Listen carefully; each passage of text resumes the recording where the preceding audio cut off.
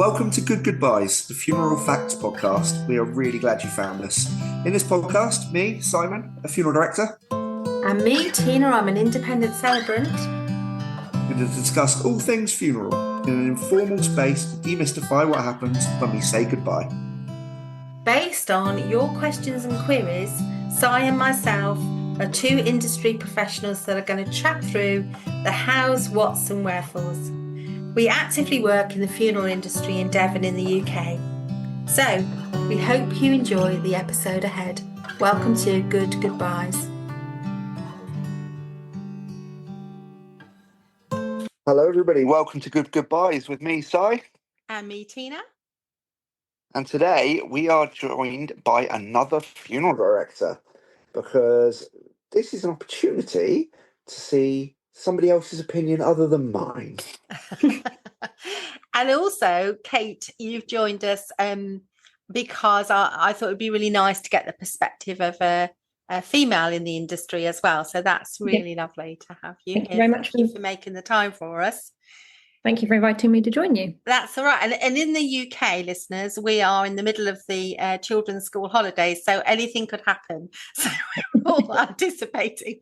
Who knows how many people might end up on this podcast, but thank you, Kate, for joining us. Absolutely. Kate, do you want to introduce yourself and let us know what you do and where you do it? Yep, so my name's Kate and I am an independent funeral director. I work for a family business based in Devon, and I'm a funeral director and I'm an embalmer as well. Fantastic.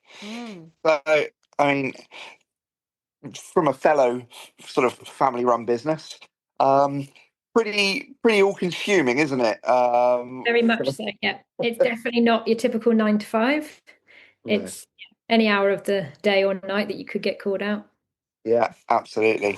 And I mean, what drew you in? Because obviously I've worked for other family firms where family members haven't shown any interest and didn't come into the family business. What drew you in? What was the light bulb moment, if you will, that sort of made you decide that you wanted to do it? So it was a family business, and even though I was brought up with it, I had no interest in it whatsoever. I hated it. I wouldn't have anything to do with it. I was petrified, if I'm completely honest. I wanted to be a nurse, so I had a place at university to do nursing, and they deferred me for a year. They made an admin error, and my place was deferred. So in that year, I actually started working in a nursing home to get some experience. And while I was there, somebody actually passed away whilst I was there holding their hand. And that was my first experience of loss, really. I was very fortunate that I'd not lost anybody close to me. So then that kind of triggered something like, what's going to happen to her now? What are the processes after death? And I was fortunate that I could go to work with my dad and just see what happened to this lady after she passed away. And I got more and more interested in it from that. And yeah, the rest they say is history. I looked into my qualifications. I did my foundation certificate in funeral service and then my diploma in funeral directing. And I qualified in 2012, I think. Fantastic. Yeah, so quite a while. And in your introduction, Kate, you said you're also an embalmer. So in a little while, it might be quite nice to talk about that side of things that you do. What would you say to encourage women to come into the industry then? Because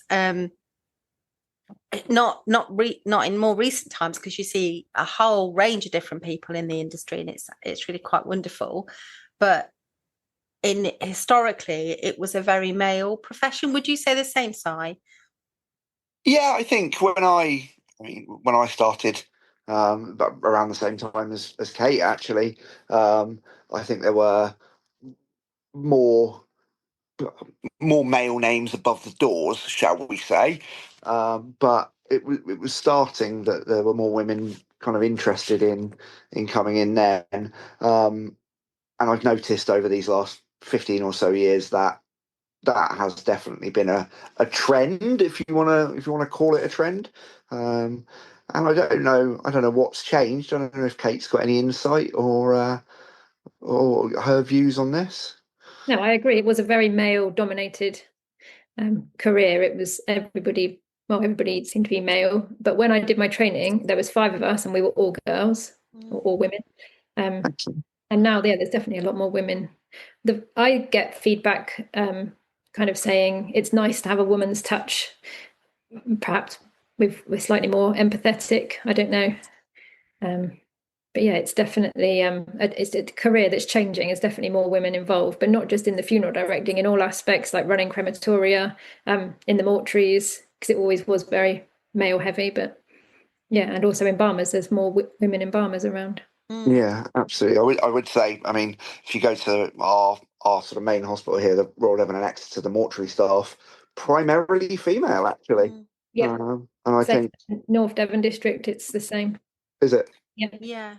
I wonder what's made that switch. It is quite interesting, isn't it? And I think across many professions, it just feels more open for both genders, like switching it around the other way. You know, there was a time when to see a male nurse was like a real surprise. And now, you know, you walk into a room, because sometimes I train nurses, and you see a nice mix of male and female nurses. And I think it's nice to give choice, because some families just have a preference, don't they, to work with a certain gender. And I suppose the more there is that mix of you all out there, the more they might get sort of that level of choice.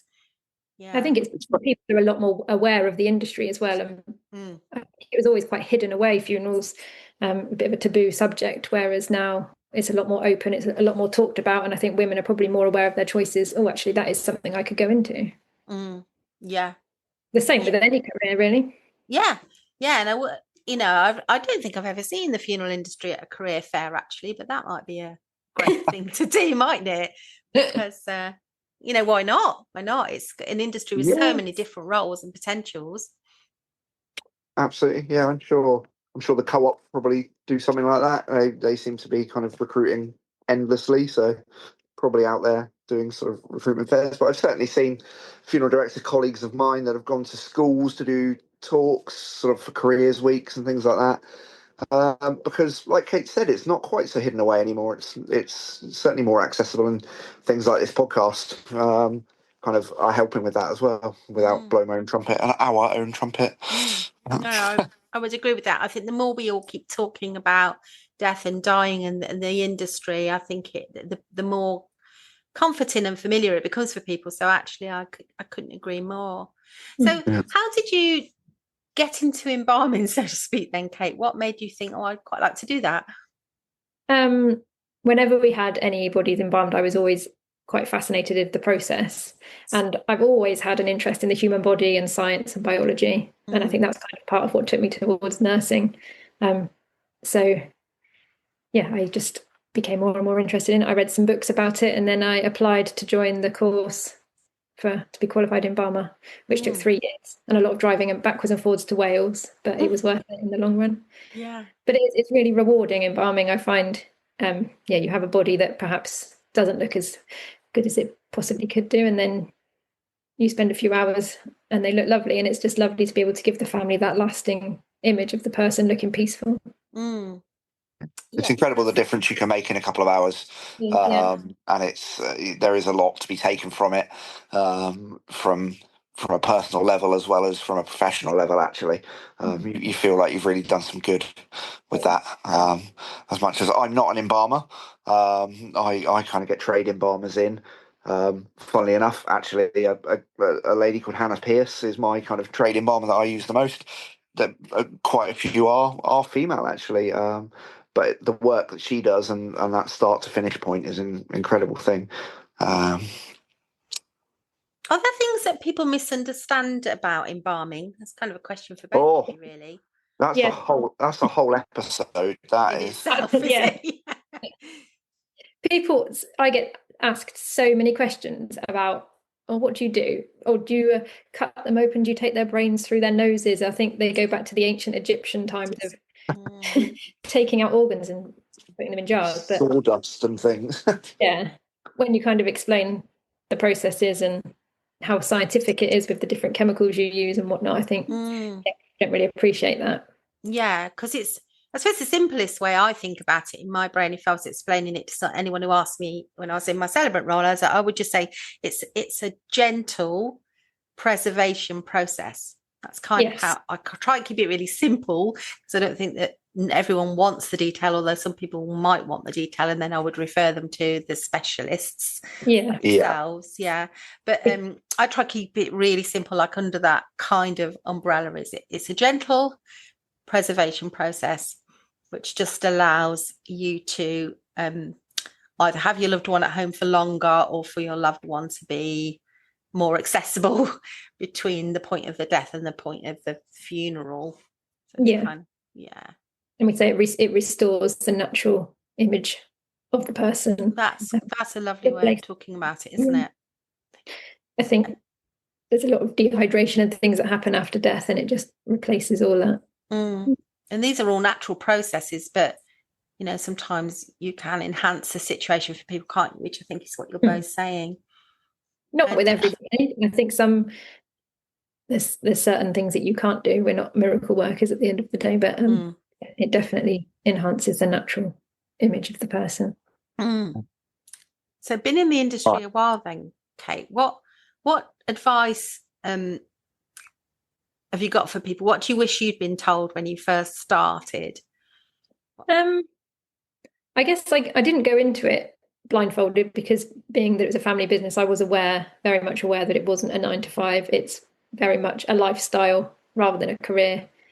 But yeah, you definitely need to take time out for yourself, and you need to seek help when you need it, because sometimes it is really, really difficult. Yeah, I do wonder about that life work balance, and you've both got children, actually. So question for you both. I don't get this opportunity very often. It's very nice for me, to be honest. So when you have young children, which you've both got in your family, how do you explain what you do to them as they start growing up? How does it kind of become talked about in family life? Oh, Kate can start. Mine are only 3 and 5, so they haven't asked too many questions yet. If I say, what does mummy do as a job, she said, the oldest one will say she drives a big black car, which technically I do. They are very aware of conversations around death, and they've lost some loved ones, and they just say that they're in the stars. Mummy looks after them, and then they're in the stars. So we haven't gone much deeper into it yet. And I feel, as their understanding grows, I'll obviously explain more. But I just remember being brought up with it and not being... It wasn't abnormal. It was just very normal to sit at the dining table and talk about coffins and coroners and funerals and things, and that was just a very standard conversation topic. But while you're having your tea, I also want to not hide them from it, but be sensitive as well, and not kind of rub their noses in it, because I don't want them to become desensitized to death and whatnot. But they definitely take on a lot more than what you realize they do. So when my little boy was at preschool a couple of years ago, one of his teachers did an observation on him, and he was playing with a farmyard, and the farmer was laying on the floor, and she said, "Oh, what's he doing?" And he said, "Oh, he's dead." She was like, "Okay, right, so what's going to happen to him now?" So he brought the tractor and trailer over, and he said, "Mummy's going to take him to the chapel of rest." And he put the farmer on the back of the trailer, and he took him off to the chapel of rest, which was a barn next to the farmyard. But he's obviously got understanding. The processes, bless him, in his own little way. Because that's amazing. We just released an episode which Sophia from Woven Farewells has participated in, and she makes willow coffins. And one of the things she said is her children were very, very young when she started that business, and they used to get like a woven basket to take to the shops, and they'd say, we're taking a coffin to put the shopping in. And it was a while before they realised that not every woven thing is a coffin.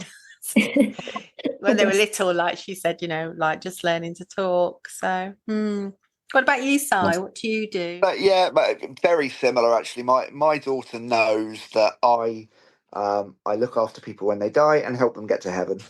And that's again, she's only 4, so don't want to labour on it too much. Don't want to go into too much detail, as Kate said, but just to give her an understanding that people do die. I lost my mum last year, as listeners to the podcast will know. So we had to have that conversation. That's someone that was very close to the family. This is not someone that's detached enough that we can kind of skirt by it. We had to address it. So that was when the conversation started, and then she understood that Daddy was helping Nana go to heaven. So yeah, it was not an easy conversation at all, but I think it's important. And actually, we were at the Devon area NAFD meeting the other night, and there was a little bit of a discussion there because past President John Adams has managed to get the conversation into primary school, hasn't he? Tina, you were there as well. So there has to be certain understandings before children leave primary school of grief and the impact of death, which is fantastic, and well done to John for pursuing that and getting that done, because it's a very important conversation that I was certainly sheltered from when I was growing up. Not coming from a family firm, sort of being surrounded by it. It was when I started in the industry, it was all new to me. So it's good that it's going to be taught a little bit, and people are going to have a better understanding of what it means to die and what it means to grieve, actually. Yeah, and I think the schools will all be kind of planning for this over this summer, because the legislation will come in quite quickly. So yeah, I think it's a fantastic campaign, and I'm really pleased to see it there. Yeah, I mean, because I worked in a hospice before I became a celebrant, we're similar around our table, actually. And my sister came to stay once, and we were just having this kind of comical conversation about Viking funerals and how my husband, I wanted an arrow, sort of like jokingly wanted an arrow sort of to be, shot from the bank, and for that to sort of set the flames off in my Viking funeral, haha. And I hope my daughter was laughing and saying, like, well, Dad's a terrible aim, and that probably wouldn't work. And my sister was there, and she said afterwards, God, it's a bit morbid. And that was her perception of it. And of course, because for us, it's just a natural conversation. We don't have those conversations every day, every tea time, but those kind of things come up. And Hope's 21 now, and she's comfortable enough around it, comfortable enough. So, yeah. I can just imagine Andy stood on the shoreline just firing arrow after arrow after arrow and just missing and missing and missing. That's the conversation we had, Simon. In the end, we've got a friend who's got a boat, and we said our friend Brian would have to just basically row him out on the boat, and he'd just have to chuck a match on, because we could be there for hours. So it is. I guess what's nice about this conversation is it shows how integrated it is into our community as well, because you're both very embedded within your local communities. It feels kind of like a really nice thing. I think it's important. I think it's really important. We've just recently arranged a funeral, and the first thing the lady said when we walked in, it's just so lovely to have two people that we know doing this for me. I find that really comforting, that you're a familiar face. Yeah, like, they'll see you in town, they'll see you in the pub, or they'll see you anywhere. Yeah, makes you much more approachable. Yeah, I agree, because when things are at a distance, it immediately feels a lot more impersonal, doesn't it? So I think local businesses, they're very good for towns to have that option, really. Well, what about advice then, Kate? Have you got things you wish you'd been told at the start? Not really. It's not something. I think I didn't go into it. I knew what to expect, I think, partially. So yeah, just don't take life too seriously, because you just don't know what's around the corner. Very true. Very true. And I don't know if you're the same as me. It can be full on. It can be all consuming. Have you got any life hacks or tricks that you use to kind of keep yourself sane and keep yourself kind of not detached, but not allow yourself to get emotional? An amount of emotion, of course, is normal, but without getting drawn in too much.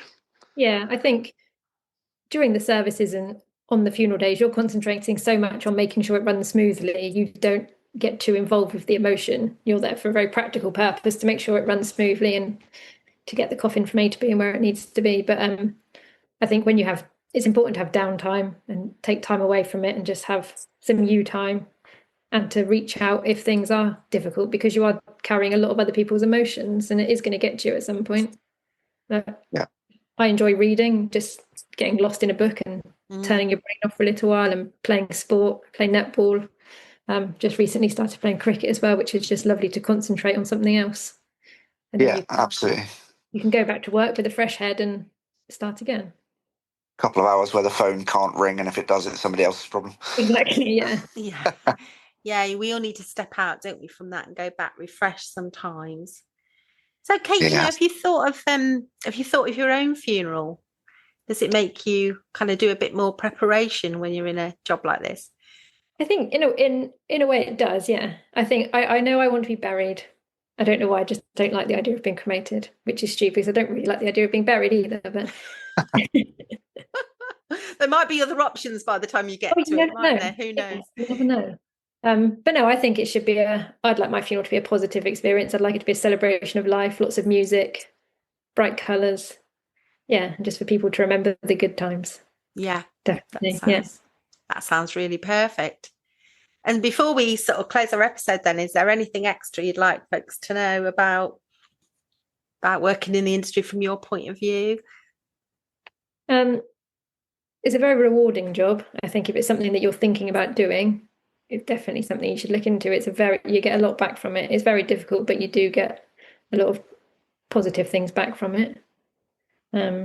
It's very interesting. You get to meet real people. I think when they're dealing with grief, they can't put on a front. You deal with the real person. And for that short period of time, you kind of become part of their family, and that's really lovely. It just feels good to know that you're making a difference. Very true. Sometimes you wake up you get called out at 2:00 in the morning and you think, oh my goodness, I'm so tired. And then you get to the house and you're in with a family and their whole life's just fallen apart. And you think, actually, me being a bit tired it's nothing to worry about at all. Yeah, I've said it before, as much as that might be a rough hour for you at 2 a.m. Yeah. It's a whole different level for the family that you're helping. So exactly, yeah, that's we had it. We talked about it before. Being called out on Christmas, as much as it's impacted my Christmas for an hour, it will impact that family's Christmas forever. And it's I think sometimes seeing that and realizing that difference you can make by being there at that time is just incredible. Yeah, because I think when the funeral director is called, it's often like the first thing the family wants to do. You know, they might have been in a situation where they haven't had much been able to be proactive or do any actions. You know, they've been sitting or waiting, or they've been in this kind of inactive place for a while. And then when it actually happens, the death happens, that's like the first proactive thing they can probably do in some ways after calling the doctor. And then I think when the funeral director arrives, it's like, it's real. Yeah. I think for that period of time, they're almost in a little bubble waiting for the death to be verified or certified or whatever. And when we come, you can really see it hits home that this person is being taken out of the house and possibly it'll be the last time that they are back in the house with the family. Yeah. And and this came up actually at the meeting we were all at this week, didn't it? This idea that being taken into care in the middle of the night is really common here in the UK. But this idea of is it okay, and how do people feel about, you know, just keeping their person at home for a little longer? I think they really reach for that very quickly, especially when there's a death at night. But yeah, that idea of, you know, it's okay for us to come later if you want a bit more time. Yeah, I think giving people that option is really important as well. I know we've been called out, and occasionally we've been the first person that's been called even before the doctor, and we'll say, has the death been verified? And think, oh no, we've just phoned you, it's just happened. And you think, okay, well, there's a few processes that need to happen in between now, but we will come as soon as you want us to come. And then other times people do have time, they just need the few hours with the loved one at home before we get there. Yeah, and to know that that's okay, actually, if that's what they want to happen. I will add in, just for the funeral professionals that listen to this podcast, the most frustrating thing in the world is when a nursing home rings you at 2 a.m. You ask, have they been verified? No. Then why are you ringing me? Leave me alone. Frustrating thing ever. I said, why have you rung? We want you to be prepared. That's fine. I can be prepared when you ring me at 4:00 when the death has been verified. Yeah, honestly, I think of all the professionals, all of the funeral directors I've spoken to across the years, that is one of the biggest bugbears. So maybe a little plea if you work in a nursing or care home is, and from a nurse's point of view, I can say this with authority, there is no need for you to rush either. You know, No. it's 24/7 care in a care home. The morning shift can manage this situation just as well as you guys. So, you know, just think that it's fine for there not to be a mad rush to ring the funeral director. We had one once before where they phoned us and they said, yes, everything's ready for us to come. So we turned up, and then somebody else was like, oh no, the death hasn't been verified yet. We're still waiting for the nurses to come. So they said, oh, they're on their way. So we waited, and then the family turned up because the family hadn't said their goodbye. So we felt awful then. It felt like we were there waiting, but we'd only acted on the care home calling us. So what did you do, Kate? Hide in the cupboard? We hid round the corner, but it did feel. We did explain to the family why we were there. We weren't just ready to pounce. They were very understanding of the situation. But yeah, we just felt awful about it. Yeah, a bit awkward. Yeah. It's interesting how quickly people press these buttons, isn't it? About the next steps. Brilliant. Thank you, Kate. That was a really, really good chat, and really great to have insights from somebody else, because everyone's probably sick of the sound of my voice by this point. What are we, 50 odd episodes into this podcast? So yeah, I really, really appreciate you joining us and sort of talking through your experience of being in the industry as well. Thank you very much for having me. It's been lovely. It's been an absolute pleasure. Thank you. You've been listening to Good Goodbyes. You've been listening to Good Goodbyes, the Funeral Facts podcast. Please do like, subscribe, comment and share. Drop any questions on our social media, on Instagram, or in the text option in the show notes. Si and I are qualified professionals, but we always advise our clients to seek any additional support from medical practitioners if they need to. And we hope you enjoyed this episode. Stay well and be kind to one another.